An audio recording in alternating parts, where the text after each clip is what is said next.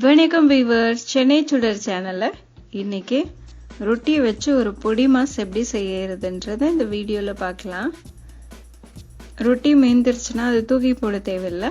இது போல சின்ன சின்ன துண்டுகளா பிட்டு எடுத்துட்டு ஒரு பேன்ல 2 டேபிள் ஸ்பூன் அளவுக்கு ஆயில், கொஞ்சமா சீரகம், ஒரு ஆனியனை பொடியா கட் பண்ணி சேர்த்து வதக்கிட்டு கேப்சிகம் பாதி கட் பண்ணி சேர்த்துட்டு ஒரு பச்சை மிளகாவையும் கட் பண்ணி சேர்த்து வதக்கிக்கலாம்.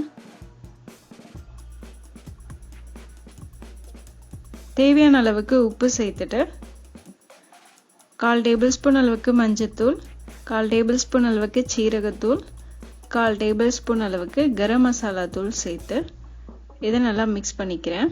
டொமேட்டோ சாஸ் இருந்தாலும் சேர்த்துக்கலாம். இப்போ உதுத்து வச்சிருந்த ரொட்டி துண்டுகளை இதில் சேர்த்து மிக்ஸ் பண்ணிடலாம்.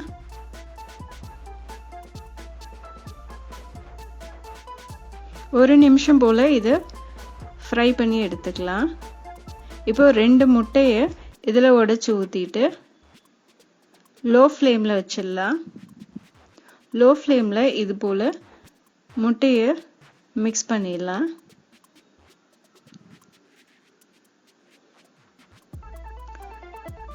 ஒரு நிமிஷம் போல் மிக்ஸ் பண்ணி சுட சுட பிளேட்டில் சர்வ் பண்ணோம்னா சூப்பரான ரொட்டி பொடி மாஸ் ரெடி ஆயிடும் ஃப்ரெண்ட்ஸ்.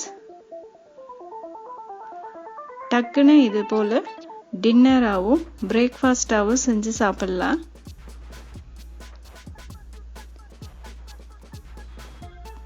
நீங்களும் இது போல ட்ரை பண்ணி பார்த்துட்டு எப்படி இருந்துச்சுன்னு கமெண்ட் பண்ணுங்க ஃப்ரெண்ட்ஸ்.